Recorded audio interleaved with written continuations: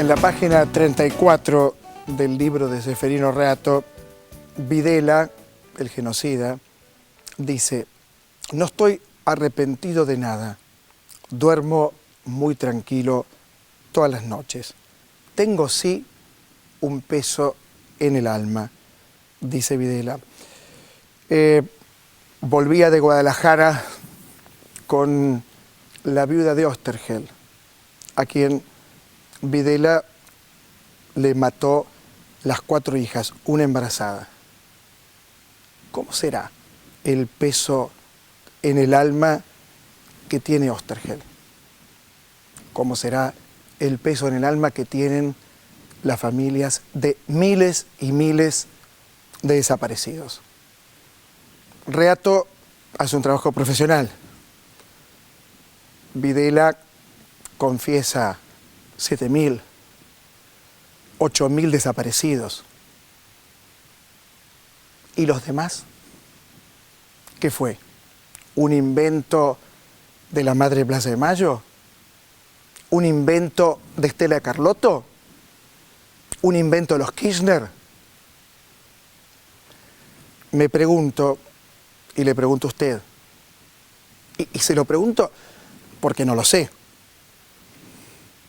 ¿se le puede dar prensa a semejante personaje? Lo hace el autor, con quien vamos a hablar en instantes. También lo estamos haciendo nosotros. Ahora, el cinismo, la frialdad, la hipocresía de este individuo, a quien calificar de canalla es lo menos que puede hacer, han convertido la lectura del libro de Reato en una experiencia muy desagradable, por lo menos para mí. Disposición final. ¿Qué significa? Videla lo explica. Es lo que no sirve en el ejército, un trasto. ¿Qué no sirve? Chicas de 20 años, muchachos, mujeres embarazadas, porque eso es lo que hicieron.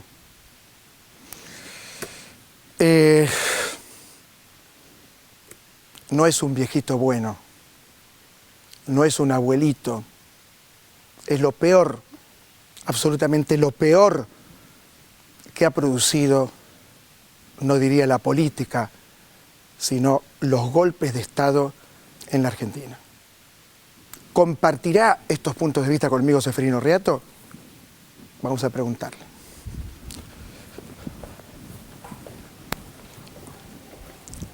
Ceferino, muchas gracias por venir al refugio. Gracias por invitarme. ¿Qué piensa de lo que acabo de decir? Yo pienso que un libro lo completa el lector. Y el lector es un periodista, o es un profesional, o es un obrero, o es un estudiante. Y yo escribo precisamente para eso. El lector tiene a partir de mi libro información. O sea, yo soy un periodista, creo que un periodista debe dar información escrita de una manera que sea comprensible para todos. Pero mi tarea es esa, dar información. A mí no me gusta que me escriban el diario, por ejemplo. A mí me gusta pensar a partir de la información. Y yo creo en los lectores, yo creo que ellos también quieren pensar a partir de datos. No necesitan que yo les diga ni les pontifique lo que ellos van a pensar de acuerdo a sus creencias. Yo creo que el libro está muy bien hecho, creo que tiene información muy rigurosa. La pregunta es, cuando Videla da una cifra de desaparecidos, es una pregunta que le hago, ¿por qué usted no repregunta?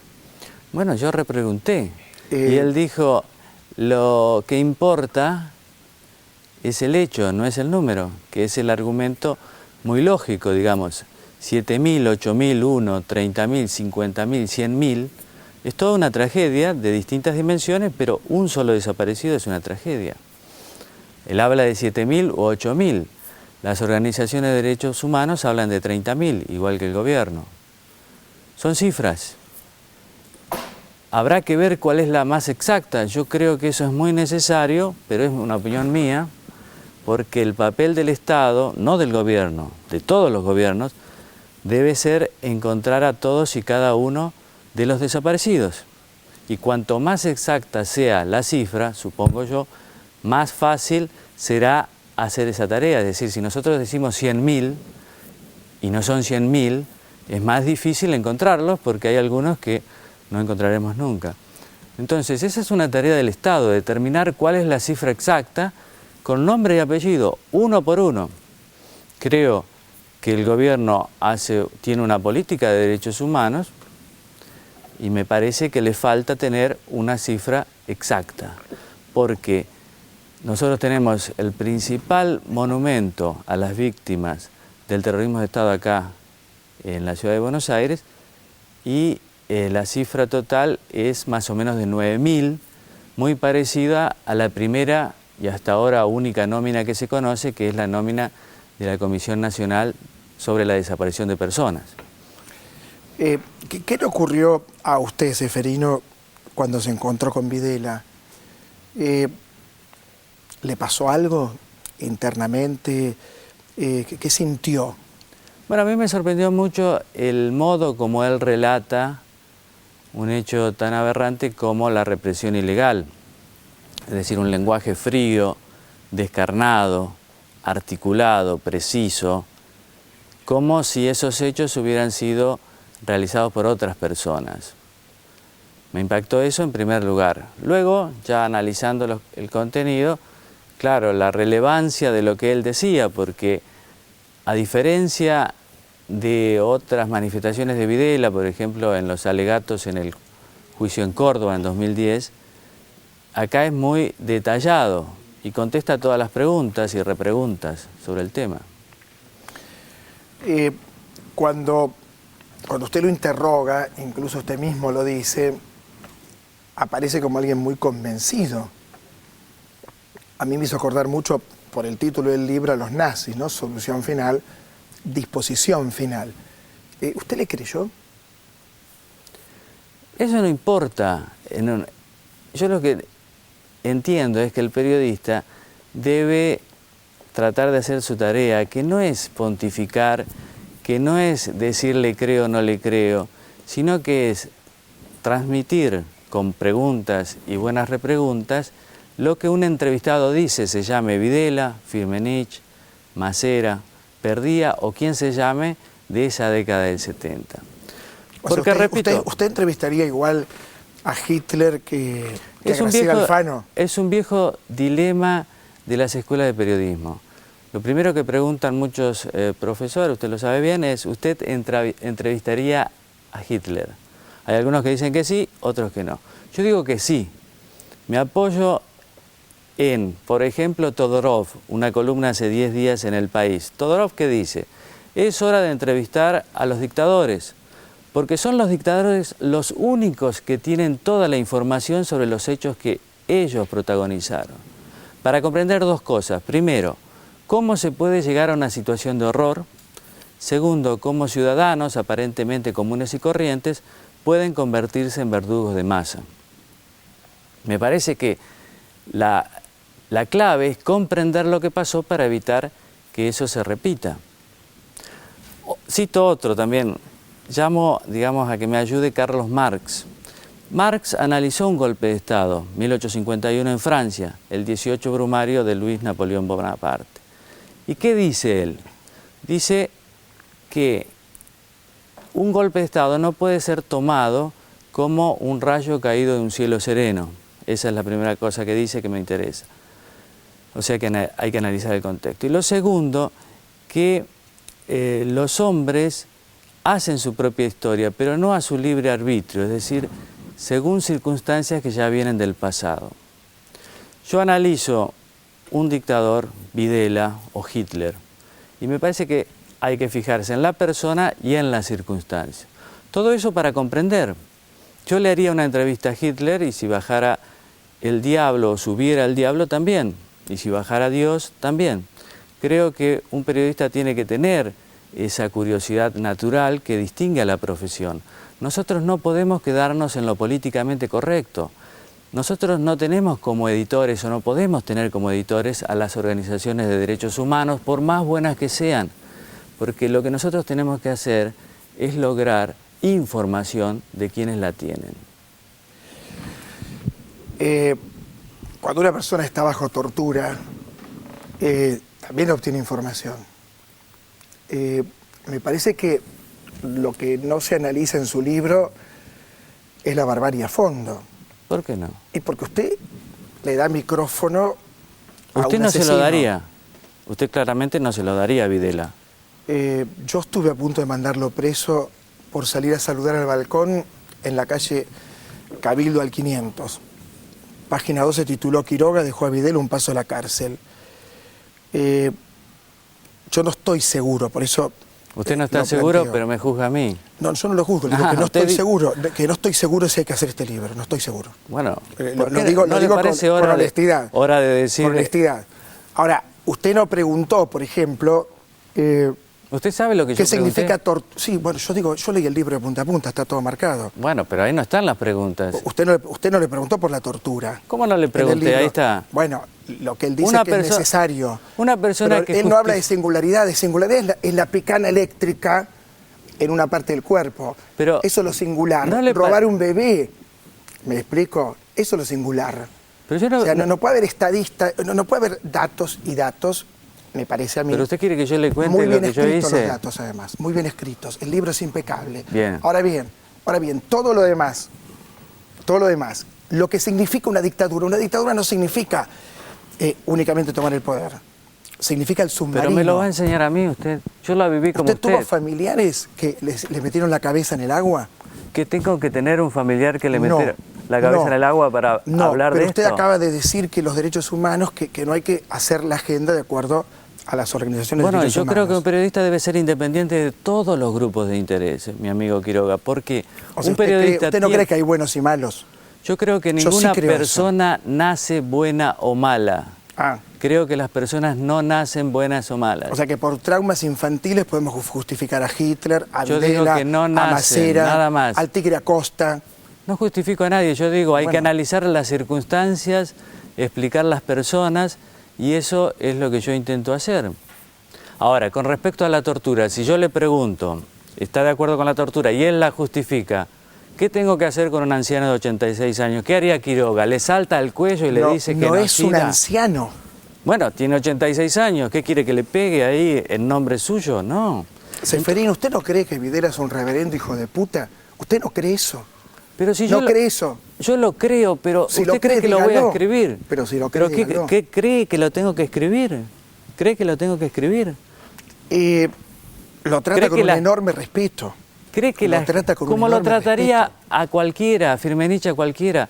Siempre trato con respeto a los entrevistados, porque son los entrevistados los que tienen información y lo que importa es lo que ellos dicen, no lo que yo digo. Muy fácil me surgiría a mí convertirse en un fiscal sentadito ahí en la silla naranja, si, con Videla preso, con 86 años, diciendo es un genocida y demás.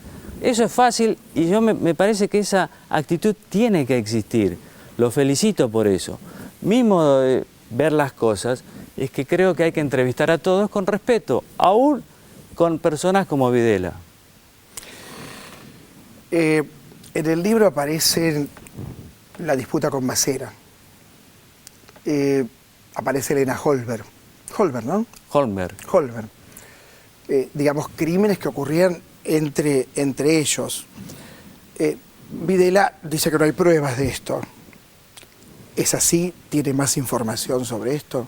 O información digo que no está en el libro. Él dice que tiene indicios, que no tiene pruebas sobre la culpabilidad de Macera, pero que todo apunta ahí. Yo intenté saltar sobre el cuello de Videla, pero después me contuve. Ahora, si hubiera tenido esta entrevista antes, capaz que voy y le digo. Digamos, usted está irónico hoy. No, usted está demasiado agresivo y no entiende. No, no estoy agresivo con usted. No, El usted- personaje... Bueno, ¿con quién? ¿Quién estoy? Ah, Estoy yo acá, no estoy agresivo con usted, en todo caso estoy hablando de un libro. Bueno, está agresivo conmigo. Le estoy Pero yo lo diciendo, entiendo. el porque libro está muy bien. Usted tiene Está una muy buena bien. conciencia que tiene que expresar, me parece bien. Yo escribo libros para que la gente con buena conciencia como usted se pueda expresar. Está bien, usted critica bastante, pero bastante, a la gente joven que luchaba contra una dictadura. Digamos, ¿quiénes son los subversivos? Los subversivos es el Estado. Eso es el subversivo. Claro, lógico, es una dictadura. Usted dice no eran ángeles. ¿Quiénes? Usted dice en el libro... Que no eran ángeles, ¿quiénes? Los guerrilleros no eran ángeles, dice. Yo estoy convencido de que los guerrilleros se equivocaron mucho. Está bien, dígalo. Y se equivocaron durante el gobierno constitucional del peronismo. Dígalo en la televisión pública y yo lo agradezco mucho. Perfecto, pero... ¿Y por qué no lo podría decir acá? Y por eso le digo, ¿Hay dígalo. gente que está de acuerdo? Dígalo, por supuesto. Pero Montoneros y el ERP, perdón, ¿puedo hablar? Hay una...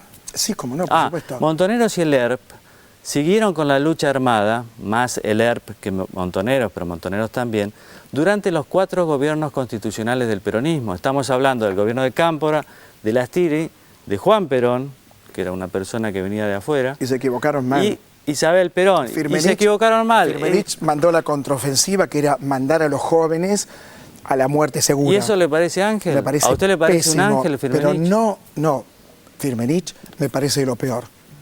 Pero no los muchachos que mandaron a la muerte de 20 años no pueden ser tratados igual que los represores. No pueden ¿Quién ser los tratados trata? igual. Yo digo ahí que nada, no tiene nada que ver. La teoría de los 2 demonios, que Usted fue la inventada... la cuestiona ligeramente. No, la cuestiona totalmente. En la médula, para mí, el terrorismo de Estado no se equipara con nada, porque el Estado es el garante de la legalidad.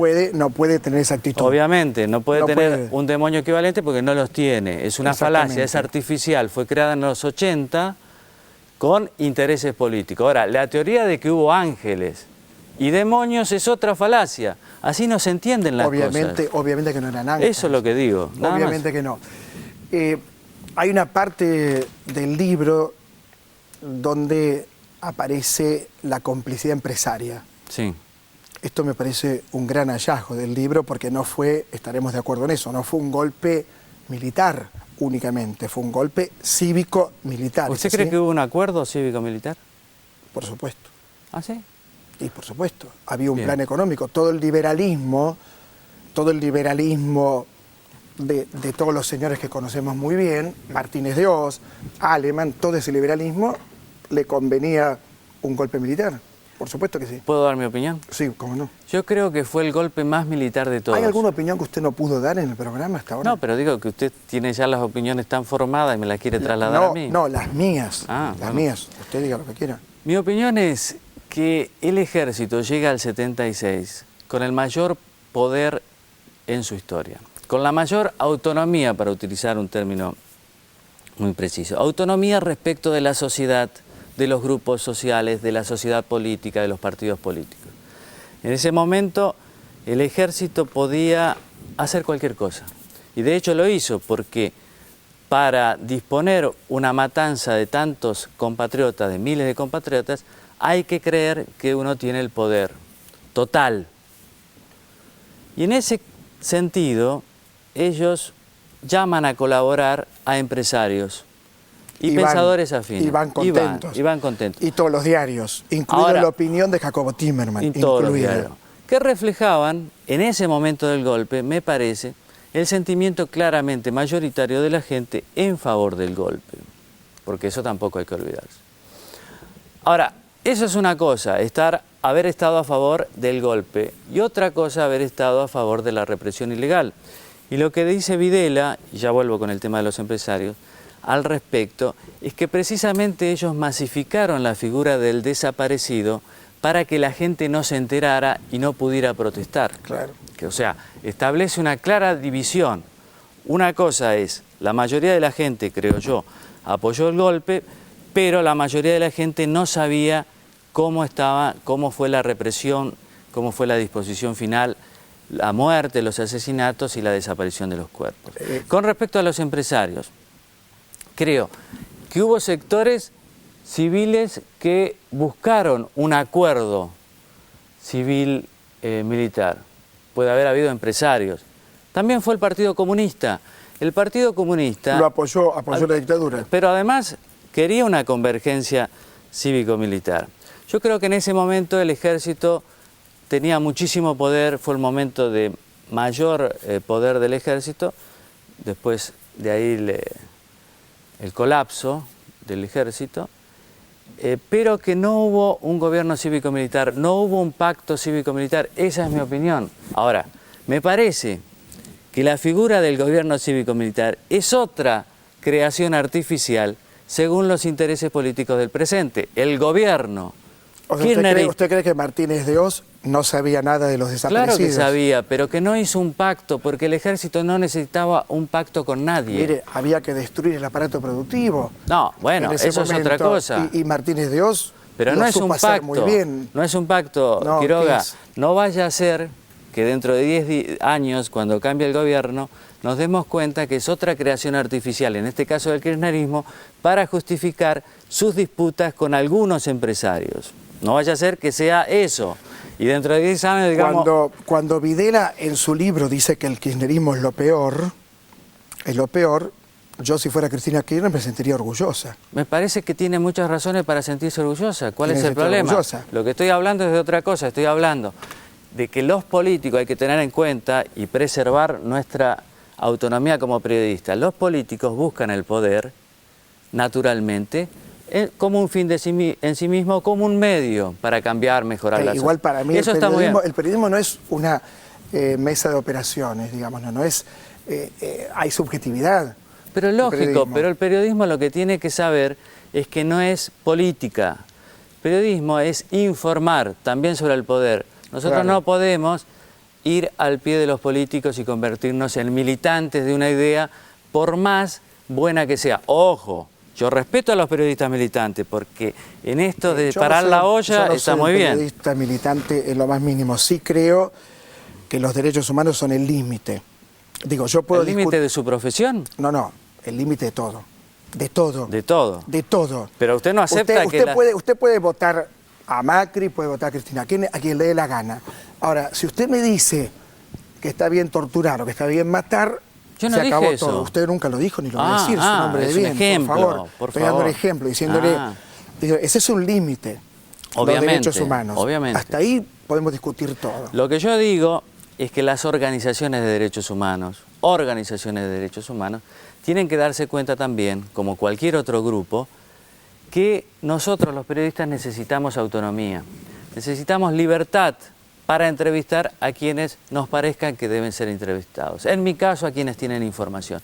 Después yo soy responsable de cómo he ejercido esa libertad. Bueno, usted le dio la mano a Videla. ¿Qué le iba a dar? ¿Una patada en la canilla? Usted cuenta que le dio la mano. Pero obviamente usted a una persona no le da la mano. Yo no, usted sí, me parece bien. Yo no le doy la mano a Videla. Yo le doy la mano a Firmenich, a quien me la dé. No, a Videla no. A Firmenich, a todos. ¿Sabe por qué? No. Porque a mí me parece que hay que ser cordial. Después las disputas que yo puedo hacer con Videla o con otros. Yo con los nazis no soy cordial, sea usted cordial, yo no. Si usted fuera nazi tampoco sería cordial con usted. Me parece bien que no sea, pero usted, o sea que una persona le extiende la mano y usted ¿qué hace? Le pega una... No, si es Videla, declino, por supuesto. Declina y queda bien y ahí termina la entrevista y no saca nada de información. Seferino, nunca le daría la mano a Videla, nunca. Me parece muy bien. Mató amigos míos, nunca le daría la mano. Y es un criminal y es un asesino.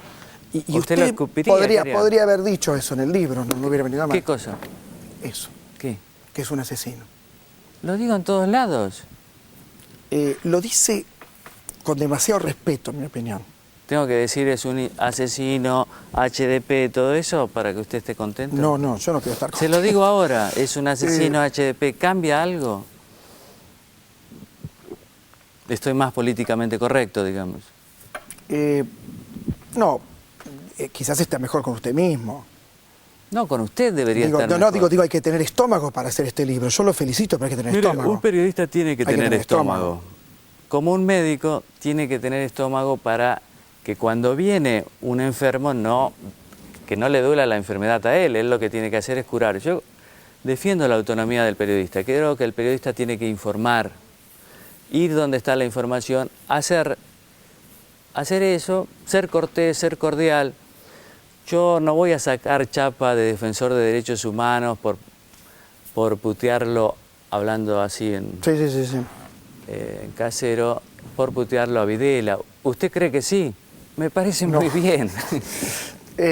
Hágalo, lo mío siéntase es una feliz. reacción espontánea. Seferino No, Reto espontáneo no creo. Tiene espontáneo. muchos años usted de televisión para ser espontáneo. es espontáneo. Seferino Reto, muchas gracias. Gracias a usted. Muy amable. Y a usted le digo, lea el libro. Puede indignarse, es un libro serio. Es un libro serio, de eso no tengo ninguna duda. Enseguida regresamos.